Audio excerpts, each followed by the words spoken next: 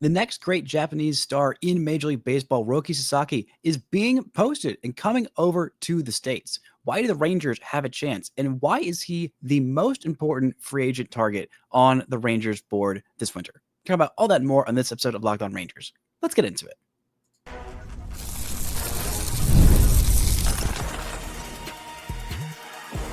You are Locked On Rangers, your daily Texas Rangers podcast, part of the Locked On Podcast Network, your team every day. You are locked onto the Texas Rangers. I'm Bryce Patrick, a cripplingly addicted Texas Rangers fan covering this team for 11 seasons, including all 6 as the founder and host of this podcast. Thank y'all so much for making Locked On Rangers your first listen every single day. If not already, you can follow me on Twitter at Bryce Patrick. You can follow the show at Locked On Rangers. Hit subscribe on your favorite podcasting platform and on YouTube, where the best way you can help grow the show is to comment nearly any single thing below. Now, before we get into who is Roki Sasaki, what is it going to take to get him on the Rangers, and why does Texas actually have a chance at signing maybe the most coveted free agent this winter? Today's episode is brought to you by Gametime. Download the Gametime app, create an account, and use code LOCKEDONMLB for $20 off your first purchase. Now, let's start with the first big question. Who the heck is Roki Sasaki? Roki Sasaki is a 23-year-old right-handed starting pitcher from Japan, will be posted officially by the Chiba Lotte Marines, his NPB team, after 4 seasons in Nippon Professional Baseball, the Japanese league, the second best league in the entire world. And this guy has been absolutely sensational. The next star ace, the next big player out of Japan, heck, one of the next big players in Major League Baseball is Roki Sasaki. Now, what does he do well? He pitches real good. He throws baseballs real good. You may remember him from the World Baseball Classic on the Japanese team Samurai that won the 2023 WBC. He was not starting in any of those games, but he was coming out of the pen, throwing absolute gas, 100 miles an hour, 102 miles an hour, I think was what he topped out at in the WBC. But this guy has got special raw stuff. I mean, his fastball is in the velocity range where we don't really ever see it from Japanese pitchers. I mean, it is touching up there consistently in the 100 mile an hour range, averaging around 98-ish miles per hour when he was at his peak. He also has a nasty splitter and a disgusting slider as well. 3 exceptional pitches, and it's not just the raw stuff. He's not just chucking that thing and praying it goes generally where he wants it to. No, he's got exceptional command as well. When you've got exceptional command and also exceptional stuff, that's when really, truly special things happen. I mean, his strikeout rate is absolutely incredible. In MPB, in Japan, strikeouts are a little more, they're more averse. Hitters are more averse to striking out than major league hitters are. I'll put it that way. There's a little bit more shortening up, a little bit more of an old school kind of a thought, prioritizing contact over hard contact, making sure that they put the ball in place. So strikeouts are harder to come by. Even elite strikeout pitchers in Japan sometimes will have better numbers, actually quite frequently will have better strikeout numbers, I should say, in the States when they come over from MPB. Not that major league hitters are worse than NPB hitters. It's just they prioritize different things. So getting a high strikeout rate in Japan is a very, very difficult thing to do. And this is something that he did incredibly well, Roki Sasaki. You look at some of the best Japanese pitchers to come over and what their strikeout rates were of strikeouts per 9 in their career. You look at Yu Darvish at 8.9 Ks per 9, really good in over 1,200 innings. Yoshinobu Yamamoto, who just came over and won a World Series in his first year with the Dodgers in MLB, 9.2 Ks per 9. Very respectable. Over 950 career innings. Kodai Senga, the Mets ace, came over. He had 10 strikeouts per 9. Very, very good in 1,300 innings. Shohei Ohtani, you might have heard of him. He also pitches. 10.4 Ks per 9 in 565 career innings in Japan. Roki Sasaki blows them all away. 11.4 Ks per 9 in 414 and 2/3 innings pitched in Japan. And he also doesn't walk anybody. I mean, he's got an exceptional walk rate. This past year, he had his worst walk rate in his career in MPB. 2.6 walks per nine. That's his worst. He's averaging 2 walks per nine and 11.4 Ks per nine in his career. 5.76 strikeouts. 5.74 strikeouts if you're just looking at NPB, not his 20 innings in the minors, because he only pitched 20 innings in the minors before getting called up to the show because he was just that special. There is a reason why so many people are so incredibly high on this guy. He is doing things that just we have not seen in a Japanese pitcher before. We haven't seen in a lot of pitching prospects before. I was listening to Cespedes Family Barbecue, their podcast this morning, talking about this great Japanese pitcher, Roki Sasaki, and they compared him to both Paul Skeens and the last 4 years of Jacob deGrom. In Paul Skeens, they said, because this guy is a phenom, it's going to take about 3 seconds of him being in the major leagues for us to realize, oh, this is already one of the best pitchers on the freaking planet. And also Jacob deGrom, because he's missed some starts. But when he's on the hill, he is absolutely unhittable, unbeatable. He had a 17 strikeout perfect game in 2023, I believe it was. 2023 was basically the equivalent of Jacob deGrom's 2021 season. Now, you may remember Jacob deGrom's 2021 season of his 15 starts and 90 innings, where he had a 1.08 ERA. It was one of the most impressive seasons of pitching we have ever seen. And I'm very much looking forward to when he gets a chance to repeat that over a full season in 2025, wins his third Cy Young, becomes the first Texas Rangers pitcher to ever win a Cy Young, and also maybe throws a 27 strikeout perfect game in Game 1 of the World Series, where the Rangers win their second title in 3 years. But maybe I'm jumping a little bit ahead of myself. But Sasaki has been doing not quite that level of insane things. But in 2023, he had a 1.78 ERA in 91 innings, 135 strikeouts, fewer than 2 walks per nine, more than 13 strikeouts per nine, and he was leading MPB in not only strikeout rate, but also ground ball rate. That's just not possible. That's not a thing that human pitchers can do. Not only is he getting all of the whiffs, all the swings and misses, staying in the strike zone, not walking guys, not allowing hard contact. He allowed, I believe it was, 1 home run in those 91 innings. He's also keeping the ball on the ground, getting weak contact, and not walking guys, and getting strikeouts. Literally all of the things that you want from your best pitchers. You want guys who usually you have to pick either or. Either you get all the swings and misses, you have a lot of walks usually, and a lot of hard contact, or you get, a lot of strikes, a lot of weak contact, a lot of ground balls, not a lot of walks, but not a lot of strikeouts. Usually you cannot pick both. That is a very, very difficult thing to do as a pitcher, and it is something that Roki Sasaki does incredibly well. And if this guy is drawing comparisons to Paul Skeens, who stepped on the mound, was probably ready a few months before. I mean, if you haven't looked at Paul Skeens' numbers from his rookie season, they're incredible. He's going to win NL Rookie of the Year, and I very much like some of the other rookies in the National League. But he had 23 starts. Unfortunately, it was only 133 innings, but 170 strikeouts, a 5.9 baseball reference WAR in 133 innings. Do you know how hard it is to get a 5 WAR pitching season on Baseball Reference? With that few innings, usually innings are one of the biggest priorities that Baseball Reference uses in their WAR formulation. So for him to have basically a 6 WAR season in around 130 innings, that's insane. That is truly insane, the level of dominance that Skeens has. Would have been fun for the Rangers to get him, but I'm pretty happy with Wyatt Langford in their pick the Rangers got in that 2023 draft.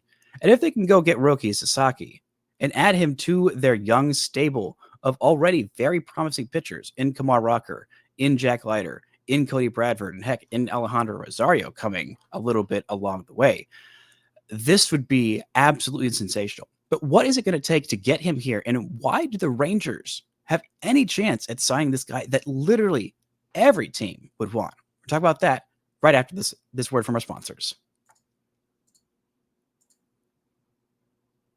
The show is brought to you by FanDuel. Get ready to tackle NFL action with FanDuel, America's #1 sportsbook. Because right now, new customers can bet $5 and get $150 in bonus bets if you win. The FanDuel Sportsbook app gives you everything you need to place live bets on the NFL all in one place. So when you get a hunch in the middle of the game, you can check out the latest stats, view live play-by-play, and so much more on the same page where you place your bets. Just visit FanDuel.com to join today.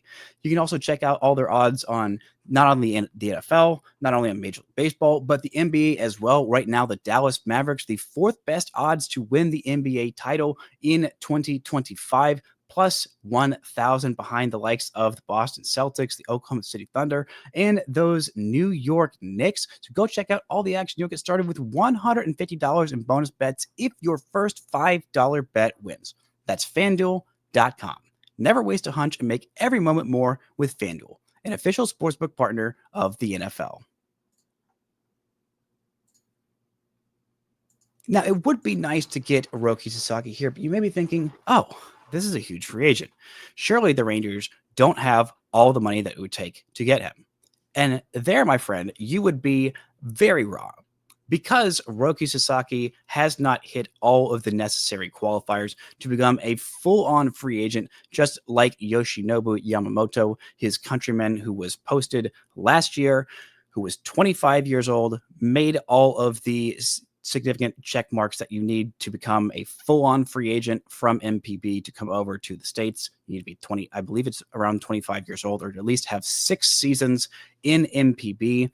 And then you can become just a regular old free agent, sign a big old deal, which Yoshinobu Yamamoto did. I believe it was 12 years, $325 million. I know it was over that $300 million mark. It was a lot of money. And Sasaki, by deciding to be posted now, he just turned 23. He's only got 4 seasons in NPB. But because he wants to come over now, he wants to come over as quickly as possible, a little bit like the Shohei Ohtani route. Ohtani was just a regular old international free agent, which, if you may recall, there is just a limited bonus pool of how much you can give these guys. It's basically like he is a free agent in, say, the Dominican or, say, Venezuela or one of those Latin American countries, because that's usually where almost the entirety of that international free agent bonus pool money goes. And so because of that, he is going to function like just a regular old international free agent. The Rangers will have a limited bonus pool that they can pay him. And then when he signs over, he will not be signing a regular free agent deal, like a big league free agent deal, or like a 25-year-old coming over from MPB kind of free agent deal. He will just be signing like basically a player that you drafted. He will be coming up not through the minors. He will not spend a second in the minor leagues outside of if he has any rehab outings. But he will be making the pre-arb league minimum for the first 3 years, and then he will go through the arbitration process, just like every other young player that goes through international free agency or through the draft. And so the Rangers are well within their financial means to go sign this guy, as is literally every other team, which is why every single team is going to be very in on this guy. Now, the actual means of how this all goes about, the Rangers have $6.26 million in their 2025 international free agent bonus pool. That's around middle of the pack. The most is, I believe, maybe $8 million. It's not any more than that. So it's not a big payday that Sasaki is seeking. It is his lifelong dream to come over to the States to play against the best. And, you know, financially, this may seem like an irresponsible move. I mean, we just saw what Yamamoto got, over $300 million. He would have had to wait 2 more seasons, Sasaki that is, to make that kind of a payday. But we've also seen it work out in the other way. Not that this is Shohei Ohtani. He is not Shohei Ohtani because he doesn't hit. I mean, maybe he does, but he's not going to hit in Major League Baseball because there is a universal DH, and also he's just not Shohei Ohtani. But we saw Shohei Ohtani come over in the same way, go through the first 6 years with the Los Angeles Angels of Anaheim and then hit free agency before he turned 30 and signed a $700 million deal. And while I don't think Sasaki is going to sign a $700 million deal, that is actually more around $400-ish million, there is a chance once he signs, he will spend his first 6 seasons with whatever team he signs with. And then he'll have a chance to hit free agency at around 29, which would be about an average age for, say, a minor league, a player who comes up through either, the draft or through regular international free agency. 29 is about an average age to hit free agency. And there, he could get an even bigger payday than he would get because he would have proven it in the States before he came over. Not that there's really a whole lot of, consternation about, this guy dominated in Japan, and I don't know if those skills are going to translate. There have been so many very, very good Japanese players to come over, and so few just straight up whiffs like there were in years past, in, say, the early 2000s. I mean, the last few guys that have come over, they've all been really freaking good. I mean, you look at Yoshinobu Yamamoto, he was very good this year. Obviously, you have, the guy who's going to win the National League MVP and Shohei Ohtani. You also have Kodai Senga. You also have Yu Darvish, who's been incredible. You also have Shota Imanaga for the Cubs, who was low-key really incredible for them in his first year stateside. So there's not really that question of, can these guys do it? But if he does spend those first 6 seasons in the major leagues, and he could at some point with his first team decide to sign some big old long massive contract extension before he even hits free agency, if he loves where he is and wants to stay there for the long term, versus hitting free agency at 29. But basically, it's a bet on himself. That's what this is. This is a bet on himself that I am good enough right now to come over to the States to not only be healthy, but to be dominant. And there are some questions about his health. I mean, he has only pitched in, 414 innings in 4 seasons. Now, that's not an entirely terrible rate for a Japanese pitcher. Their season is a little bit shorter than the major league season, not quite 162 games. So usually around 140-ish to 160 innings is about a full workload in MPB. And his career high for innings pitched is 129 and a third innings in a season. He did that in 2022. Last year, he pitched in 111 innings. He missed basically 2 months with an arm injury. His fastball and his stuff was down. That's why this was his career worst year. And by career worst, I mean a 2.35 ERA in 111 innings with 129 strikeouts.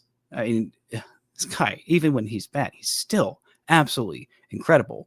But keeping him healthy, that's why there were some comparisons to him and Jacob deGrom of the last 4 years of he has been absolutely untouchable, sensational. But he has not been all amount as much as we would like. We have been deprived of more Jacob deGrom throwing baseballs, which is a loss for literally everybody who likes watching people throw baseballs real good.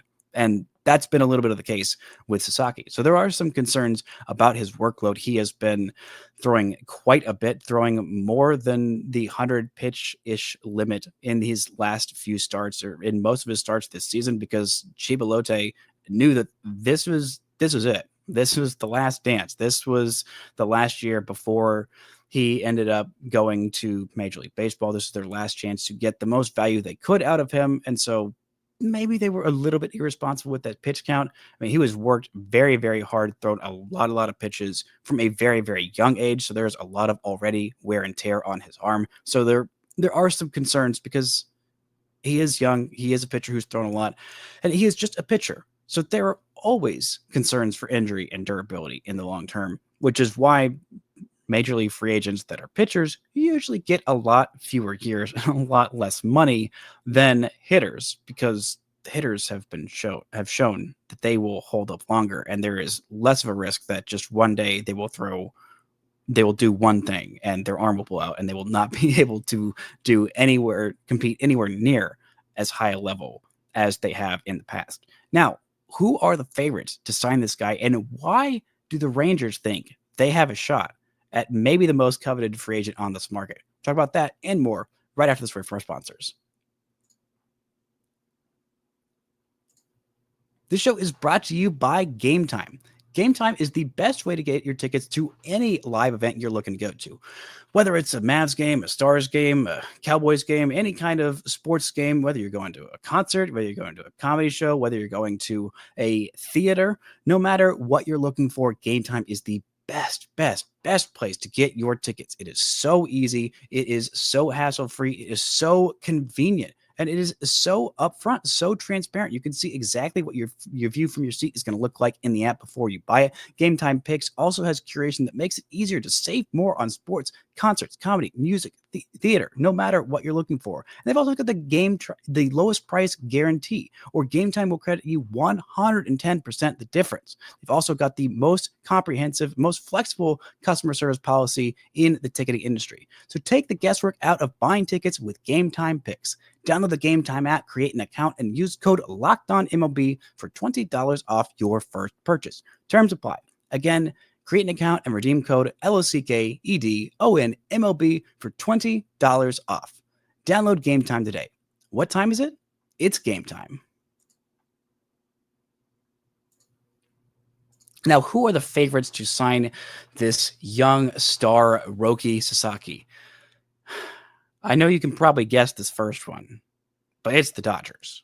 Everyone wants to sign with the Dodgers. Of course, the Dodgers have the most money. The Dodgers just won a World Series, even though that is only their second title in the last 20 years, and one of which was, as some of them will call it, a Mickey Mouse title. In my eyes, a very legitimate title, but still, everyone wants to sign with the Dodgers. Not only would he be going to a winning team, a team that has shown an ability to develop pitchers, to help them hone their skills, to be the best. He has one of, if not pretty comfortably, the best lineup behind him, scoring a bunch of runs, tallying those wins, if that is a thing that is important to him, which I think it might be. He'll get a chance to almost assuredly pitch in the playoffs, assuming the Dodgers get there, which feels like a slam dunk literally every single year. And should he be healthy come that time, there are also two other very, very famous Japanese star baseball players on that team. Yoshinobu Yamamoto, who just came over last year, also pitched in the World Series, and that one guy, Shohei Ohtani, pretty famous. He can go over there and be a little bit less in the spotlight, at least. I don't know if he's more famous than Yamamoto, but he's definitely less famous than Ohtani. I mean, pretty much everybody on the planet outside of Taylor Swift is less famous than Shohei Ohtani. So he could go over there, just be another great pitcher in that rotation, be a part of a trio of exceptional Japanese pitchers, one of whom also hits very well, and go win a bunch of games and do all that. There's also some thought that the Padres are the second horse in that race. Another team on the West Coast, something that he would like to prioritize, which is a shorter flight home whenever he goes back to Japan for the offseason, which is almost assuredly going to happen. Also a team that has been very successful. Also a team wins a lot of games. And the real connection there is Yu Darvish. Yu Darvish was on Team Japan, Team Samurai. He functioned as kind of a second pitching coach for Team Japan in the WBC, developed a relationship with young Roki Sasaki, who quite literally grew up watching Yu Darvish. Shohei Ohtani talked a little bit about watching Yu Darvish when he was growing up, when he was coming over to the States, but Roki Sasaki was a literal child when Yu Darvish was in Japan. Yu Darvish's last pitch that he threw in MPB was back in 2011. Sasaki was 9 years old then. Literal child. So going and pitching with his boyhood idol in Yu Darvish would be something that I think would be meaningful to him. I mean, Darvish posted a little bit about last year, imploring his team, Chiba Lotte, to post him last year because he believed that he was ready. That didn't end up happening. But going and pitching with Darvish would be something that's important to him, going and pitching on the West Coast. It seems like teams on the East Coast it would be surprising from the general Japanese baseball watching population that I've talked to, that I've listened to and seen what their opinions are. It seems unlikely that he would go to the Yankees or the Red Sox or teams over there. Big market and a team that wins, I think, is very, very important to him. He was on a smaller market team when he was in Japan. Chiba Lotte is not one of the big dogs out there. Didn't end up winning the Japanese series. Didn't end up, pitching enough innings to qualify for those individual awards like some of the other guys that came over, like Shohei Ohtani, who did win the Japanese series, did win all kinds of different awards. Same with Yoshinobu Yamamoto. I believe the same is true of Yu Darvish before he came over. But the Rangers have two things that I think are their feathers in their cap, the reasons why they have a chance of signing Roki Sasaki. Number one is, like the Padres, it's Yu Darvish. It's the Yu Darvish connection. It depends on how Darvish talks about his time in Texas. I don't know exactly what he would say. I'm sure those two are close, not necessarily best buds, but I'm sure that he's talking to a lot of different players in the States who have come over, what they look for, what they found out through their process of being posted and choosing a team. And I know that he already has a relationship with Darvish. So if you says, hey, I like my time in Texas, I had a lot of success there individually. Team success they had a little bit of. I mean, they won the AL West back in 2015 and 2016. They made the playoffs in 2012, where Darvish pitched in that first one-game wild card, something I will totally get over of him losing to Joe Saunders and how much of a mess all of that was. All of those pains have been washed away with 2023. But still, if he talks about his time in Texas as a very, very positive experience, saying, hey, I went over there, they invested in this team. We had a chance to win. Didn't quite get it done. Still hasn't gotten it done at the major league level of winning his first championship. But he says, hey, that's a good place to go. That's a place where you could really thrive. And a team that is hoping to be competitive and has enough resources to go and compete during the life of his first 6 seasons in Major League Baseball. I think that could be a real feather in the Rangers' cap of when they are talking to this guy saying, hey, this is why you should sign here. This is why we are the best place for you. Not the Dodgers, not the Padres, not the place where you will go be the second or third most famous Japanese pitcher on your team. You would be the guy, the Japanese guy. You could still probably be the second most famous pitcher on the Texas Rangers behind Jacob deGrom, which, fair.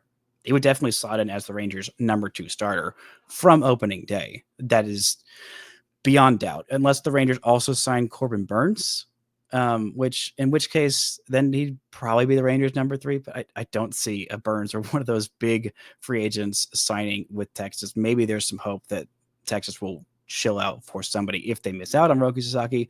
But if he wants to go forge his own path, be his own player, go for a big market team that is going to be competitive, that has a lineup behind him that hopefully will be a lot better than it was in 2024. There's a lot of reason to hope and suspect that it will be. And also, the main thing that the Rangers have in their cap, in their secret weapon, if you will, it's not so secret. It's a 6'10" man named Chris Young, who is an incredible salesman. I mean, the free agent pitches that he gave to Marcus Semien, to Corey Seager, while not necessarily the head man in charge, still John Daniels' operation at that point, convincing those guys to come here, to sign here. Same with John Gray. Same with, so many other free agents heading into that 2022 season where the Rangers were still bad. But convincing those guys coming off a 100-loss season to sign big deals with Texas, that's impressive. There were a lot of people who wanted Corey Seager on their baseball team that year. There were a lot of people who would have liked Marcus Semien to play for their favorite baseball team, to sign with their baseball team. GMs gave him all kinds of pitches. But the Rangers, Chris Young, those were the ones that convinced those guys to sign here. And then the next offseason, even after year 1 of having those 2 stars, where the Rangers still didn't win, they still lost 94 games in 2022, their first year with their $500 million middle infield. He convinces Bruce Bochy to come out of retirement and manage the Texas Rangers, a guy who has won 3 World Series rings, now 4. He convinced him to come to Texas, coming after another losing season, after many losing seasons in a row. Then he convinces the biggest free agent pitcher we have seen in maybe ever in Jacob deGrom to come and sign with Texas. Okay, maybe ever is stretching it, but still the best free agent pitcher on that market by far. He convinces him to come sign in Texas, convinces Nathan Eovaldi to come sign in Texas, even after the Rangers already signed a bazillion pitchers, and they needed every single one of them to go win that 2023 World Series. But he convinced those guys to come to Texas. And that was before he even had the World Series ring to show for it. Now he's got that. Now he's got proof of concept saying, hey, this team is still here. This team is still in win now mode. These stars that I convinced to be here, this team that just won a World Series, yeah, this was a down year, but you can help us get back. You can be that missing piece to fortify this rotation, not just for now. It's not just going to be a whole bunch of old guys. It's going to be a bunch of young guys, and you're going to be the face of it when Jacob deGrom fades into the offseason or into retirement, whenever that contract is up or whatever happens after that. You are going to be the next face of the Rangers. You're going to have those moments in the playoffs. The AL West is wide open. The AL in general is wide open. And this team just won a championship not that long ago with mostly this same roster. And you telling him you are that missing piece that will get us back there. We will make you the face of Major League Baseball. We will get you all of those dreams that you dreamed as a child to go and dominate in Major League Baseball. You can do that here.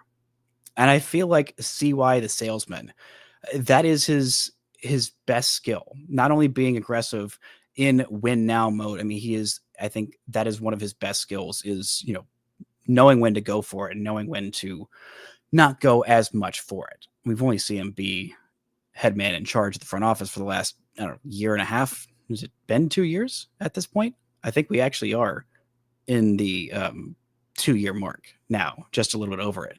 But still, I think his best skill is being a salesman, convincing players in free agency to come and sign here, to come and be a part of the Texas Rangers and their vision. And this is a guy that is financially well within the Rangers' means, well within the Rangers' timeline, well within everyone's timeline. And when there are all these other teams that are going to be calling him and telling him all these things of this is why you need to go here, this is why you need to go to the Dodgers, this is why you need to go to the Padres or the Angels or whatever other teams are going to be in the mix, I think CY the salesman and that angle that he has are going to be all the Rangers need to convince this guy to sign with Texas. Will it actually happen? Not entirely sure. But if it does, like I talked about in the best case scenario last Friday, if the Rangers are able to pull off Roki Sasaki and bring him to Texas, I think this would be the crown jewel, the coup de grace in CY's exceptional first 2 years as the head man in charge of the front office of the Texas Rangers.